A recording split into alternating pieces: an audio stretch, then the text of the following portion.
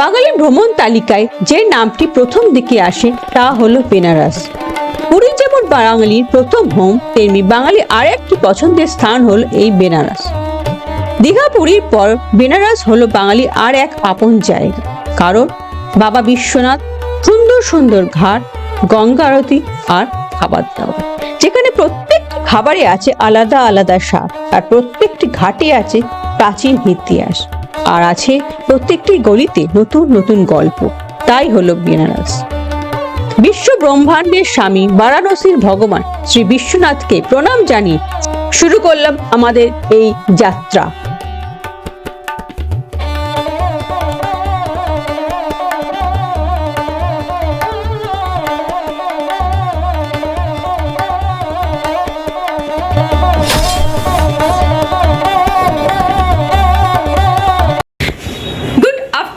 Everyone, welcome back to my Bangla blog channel, to a new blog.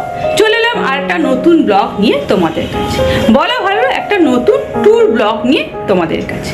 কেমন আছো সবাই? আশা করি ভালো আছো, সুস্থ আছো, সাবধানে আছো এবং আনন্দে আছো।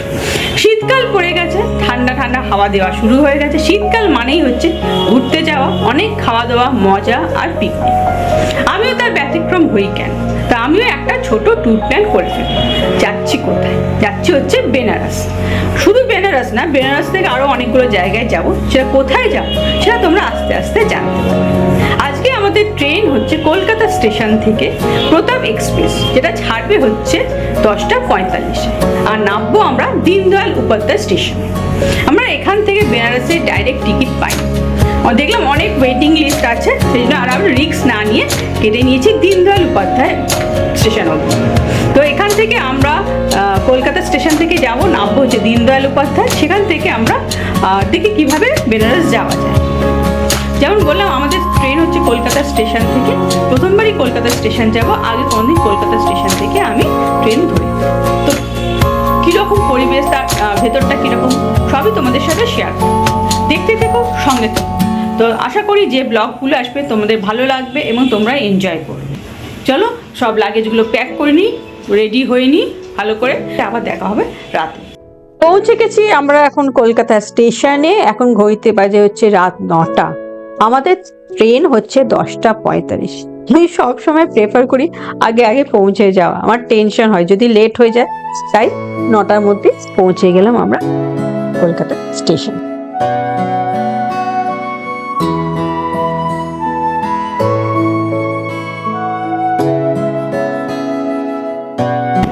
আমি দাঁড়িয়ে আছি যে কলকাতা স্টেশনে। কলকাতা স্টেশনে পৌঁছে গেছি। ফার্স্ট টাইম আমি কলকাতা স্টেশনে এলাম। এখান থেকে প্রথমেই আমি এলাম ট্রেন ধরবার জন্য।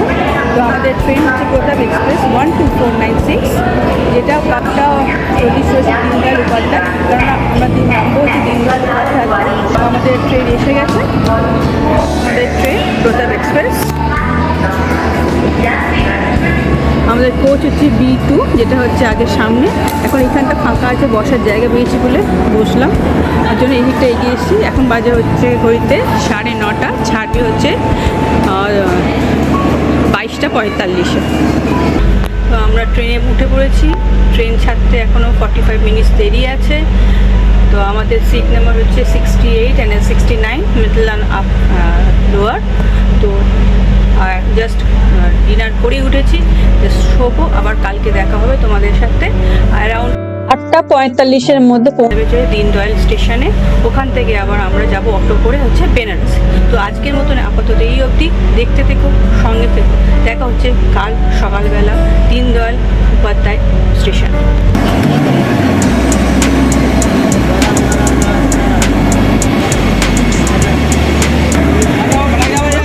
Good morning everyone. Good morning from Deendayal Upadhyay station থেকে। আমরা পৌঁছে গেছি দীনদয়াল উপাধ্যায় স্টেশনে।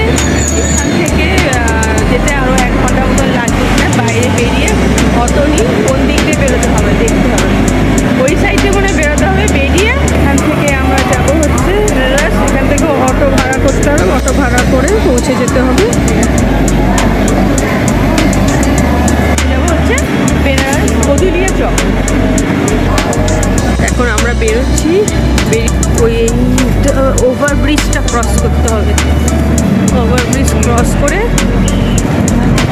হবে।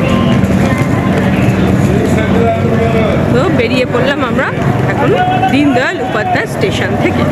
সেই আমরা অটোতে উঠে পড়েছি। অটোওয়ালা আমাদের কাছ থেকে নিচ্ছে হচ্ছে 500 টাকা, পৌঁছে দেবে হচ্ছে গদুলিয়া চকে। বললো ঘন্টা খানেক লাগবে এখান থেকে পৌঁছাতে গদুলিয়া চক।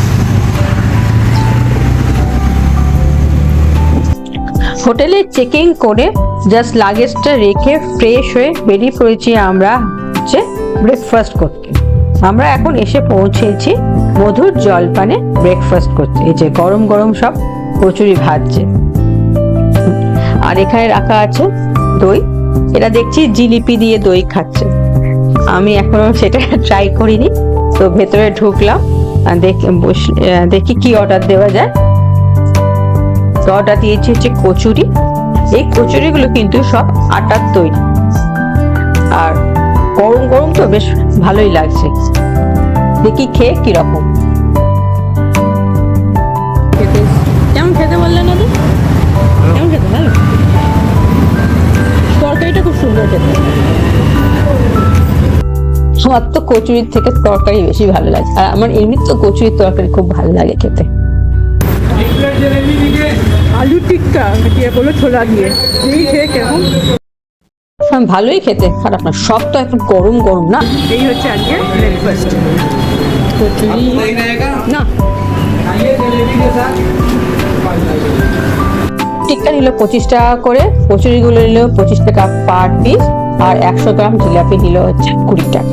আমি এখন দাঁড়িয়ে আছি হচ্ছে গদুলিয়া চকে। তো এটা খুব একটা ব্যস্ত রাস্তা, আর এখানে কেউ কোনো ট্রাফিক মানে না। কোথা দিয়ে সব ঢুকে যাচ্ছে বাইক, অটো, টোটো, রিক্সা তো আছেই। তো সামনের দিকে এগিয়ে যাই, তোমাদের দেখাই হচ্ছে নন্দী স্ট্যাচুটা। এই যে এগিয়ে গেছি, দাঁড়াও তোমার। এই হচ্ছে নন্দী স্ট্যাচু। বলা হয় নন্দী যেদিকে মুখ করে আছে বাবা বিশ্বনাথের মন্দির হচ্ছে সেই দিকে।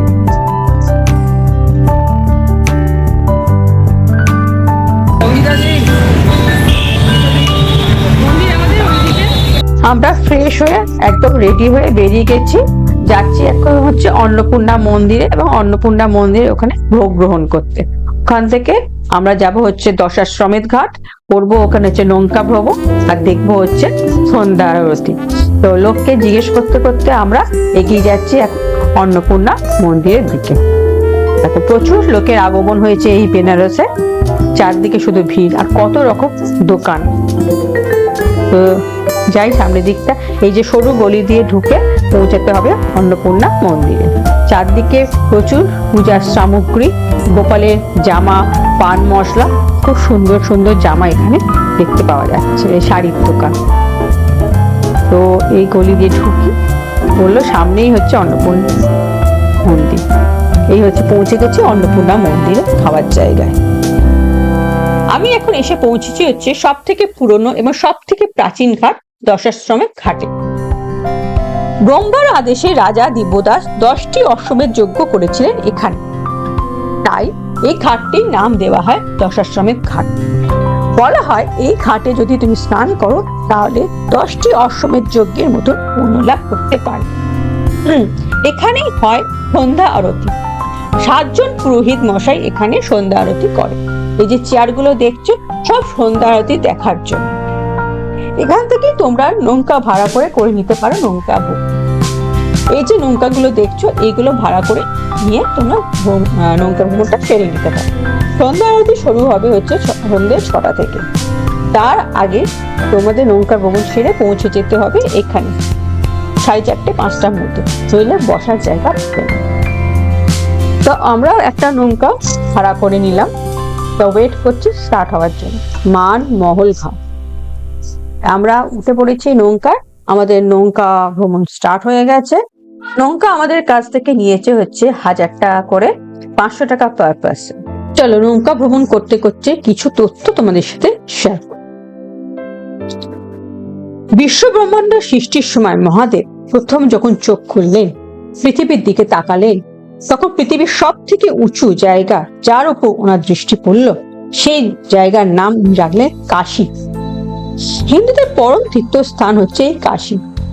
বলা হয় কাশীতে মৃত্যু হলে মোক্ষ লাভ হয়, অর্থাৎ মৃত্যুর পর এই পৃথিবীতে পুনরায় জন্মগ্রহণের যন্ত্রণা থেকে মুক্তি লাভ করা যায়। এখানে মৃত্যু হলে স্বয়ং যমরাজেরও কোনো হাত থাকে না। প্রাচীনতম শহর, এটি হলো আদি নগরী। কাশী যতটাই পুরনো, কাশী বিশ্বনাথ মন্দির ততটাই পুরনো। বারাণসী গঙ্গা উত্তর বাহিনী, এখানে আছে 84টা ঘাট। কাশী তথা সারা ভারতবর্ষে শ্রেষ্ঠ শ্মশান ঘাট আছে এই বেনারসে, যা হলো মণিকর্ণিকা ঘাট, যেখানে চিতা কখনোই নেবেন, একটা না একটা চিতা সবসময় জ্বলতে থাকে। সব থেকে বড় ঘাট হচ্ছে দশাশ্বমেধ ঘাট। আমাদের মোটামুটি ঘাট ঘুরিয়ে দিয়েছে, 64টা মতন বললো তো ঘুরিয়েছে, জানি না।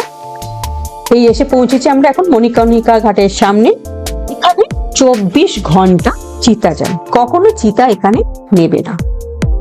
পুরাণে বলা হয় মহাদেবের নগরী বেনারসে নাকি একদা পার্বতীর দুল হারিয়ে যায় স্নান করার সময়, তাই এই জায়গাটার নাম রাখা হয় মণিকর্ণিকা ঘাট। কাশী বা বেনারসে মৃত্যুকে সেলিব্রেট করা হয়। আমাদের মোটামুটি সব ঘাট ঘোরা হয়ে গেছে, এবার আমরা আবার ফিরে যাচ্ছি হচ্ছে দশাশ্বমেধ ঘাটের দিকে। লাস্ট আমাদের দেখালো এই মণিকর্ণিকা ঘাট। উক্ত মহাদেব রেগে গিয়ে যখন গোটা বিশ্ব ব্রহ্মাণ্ডে ঘুরে বেড়াচ্ছেন, তখন মহাদেবের রাগ কমাবার জন্য বিষ্ণু তার চক্রের আঘাতে পার্বতীর দেহ 51টি খণ্ড করেছিলেন। সেই 51টি খণ্ড যে যে জায়গায় পড়ে সেখানে তৈরি হয় 51টি সতীপীঠ। তারপর সতীহীন শিব এই মণিকর্ণিকার ঘাট দিয়ে সরাসরি পৌঁছে যান বিশ্বনাথ মন্দিরে। এখানে কোনোদিনই শবদাহ বন্ধ হয় না, কোনো না কোনো চিতা এখানে জ্বলতেই থাকে। চিতা এখানে সর্বক্ষণ জ্বলে 24 ঘন্টা। এখানে এটি হচ্ছে মহা শ্মশান। তা আমরা এখন মণিকর্ণিকা ঘাট থেকে বেরিয়ে এগিয়ে যাচ্ছি সামনের দিকে। মণিকর্ণিকা ঘাটের কাছে অবস্থিত রত্নেশ্বর মহাদেব মন্দির, এটি হেলানো অবস্থার জন্য পরিচিত। দেখো এই যে হেলানো মন্দির, এর ইতিহাস নিয়ে বিভিন্ন মতভেদ আছে। এই মন্দিরটি 9 ডিগ্রি হেলে থাকে। বেনারসে অন্যান্য মন্দিরগুলো উঁচু স্থানে অবস্থিত হলেও এটি গঙ্গা নদীর বেশ কিছু নিচু স্থানে নির্মিত। এই মন্দিরটি ঝুঁকে পড়ার কারণ হিসেবে বিভিন্ন গল্প আছে। তার মধ্যে একটি হলো 500 বছর আগে রাজা মান সিং এর এক কর্মচারী তার মা রত্নাবাইয়ের জন্য তৈরি করছিলেন এই মন্দিরটি। যখন এই মন্দিরটি তিনি তৈরি করছিলেন, তিনি তখন অহংকারে বলেছিলেন, আমি মাতৃঋণ শোধ করলাম। যেহেতু মাতৃঋণ কখনো শোধ করা যায় না, তাই এই মন্দিরটি লেখতে শুরু করে। এর থেকে বোঝা যায় যে মায়ের ঋণ কখনোই শোধ করা যায় না।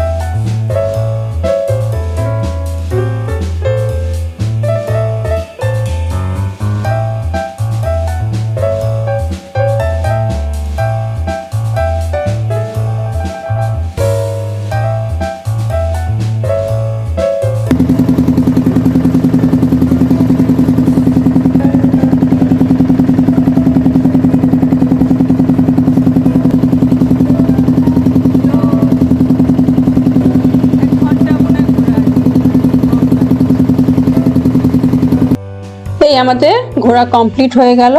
এখন বাজে হচ্ছে 4টে, আধ ঘন্টার মতন ঘোরালো, বেশ ভালো এনজয় করলাম আমরা। এখন হালকা হালকা ঠান্ডা হাওয়া দিচ্ছে, বেশ ভালোই লাগছে। এবার আমাদের নৌকা পৌঁছে যাবে দশাশ্রমের ঘাটেতে। দশাশ্রমের ঘাটেতে গিয়ে এখন আমরা বসবো সন্ধ্যা আরতি হওয়ার জন্য। 6টা থেকে হবে সন্ধ্যা আরতি। আগে আগে না গিয়ে বসলে জায়গা পাবো না, অনেক তাহলে বসতে হবে অনেক পেছনে এবং ভালো করে দেখতেও পাবো না, ভিডিও করতে পারবো না। তো এখন আমরা চলে এসেছি প্রায় প্রশাসনিক ঘাটের কাছে, সে মণিকর্ণিকা ঘাটে নতুন করিডোর, এটা রাত্রিবেলায় যাবো। এর জন্য সবকিছু সাজাতে শুরু করে দিয়েছে। এই যে হচ্ছে স্টেজ, স্টেজটা যখন জল অনেক বেড়ে গেছিল তখন সন্ধ্যা আরতিটা হতো ওপরে, দেখতে পাচ্ছ ওপরে ওইখানটা হতো সন্ধ্যা আরতি। লাইট গুলো জ্বলে গেছে, কি সুন্দর লাগছে দেখতে। ভিড় দেখো, কত লোক এসছে এই সন্ধ্যা আরতি দেখার জন্য। ভেতরে বসার জায়গা দেখছো, এই ভেতরে বসার জন্য আলাদা চার্চ আছে। স্টেজ গুলোতে ফুল ছড়াচ্ছে, বেশ ভালো লাগছে। পুরো স্টেজটা ফুল দিয়ে মানে মুড়ে দিচ্ছে।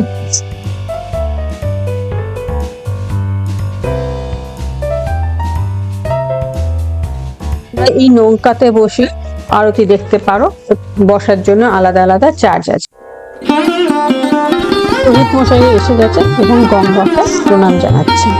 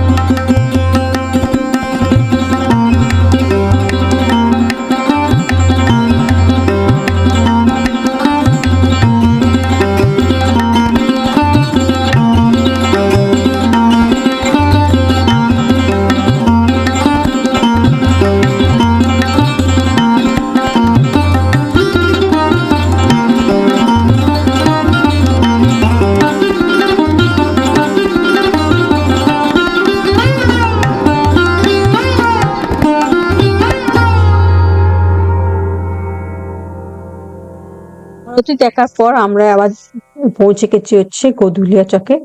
লোক দেখো কত লোক, যেন মনে হচ্ছে আমাদের কলকাতায় পুজোতে আমরা ঠাকুর দেখতে এসেছি।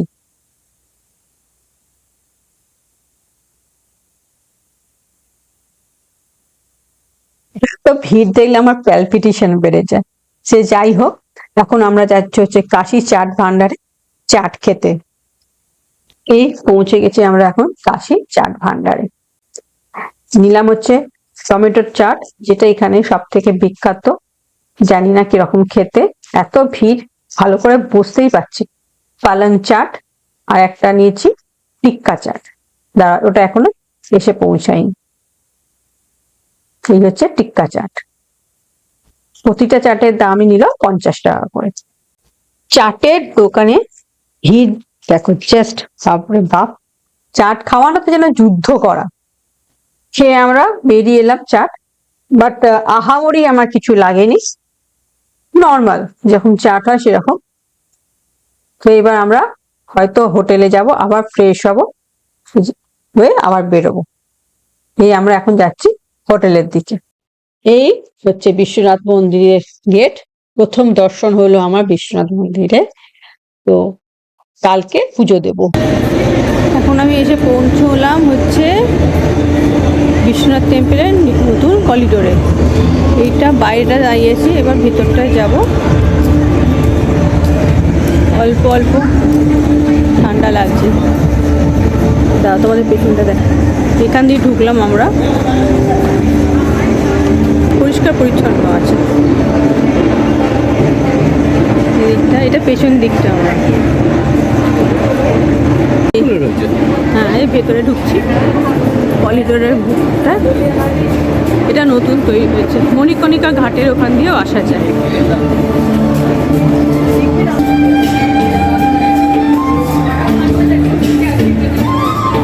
চলো ওই দিকটা গিয়ে দেখে আসি। চলো ওই দিকটা যাই, কি আছে দেখি। চলো, মন্দির ভেতর বাইরে থেকে দেখা যায় না।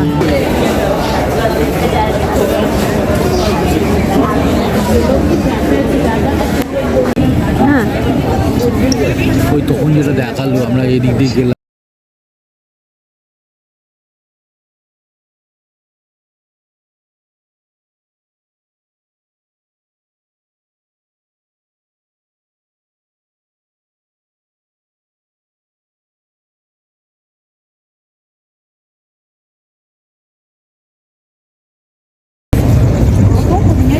এই করিডোরটা কিন্তু খুব সুন্দর।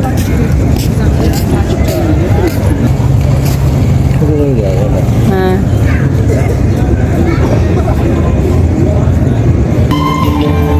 এদিকটা কি আছে বুঝি তো?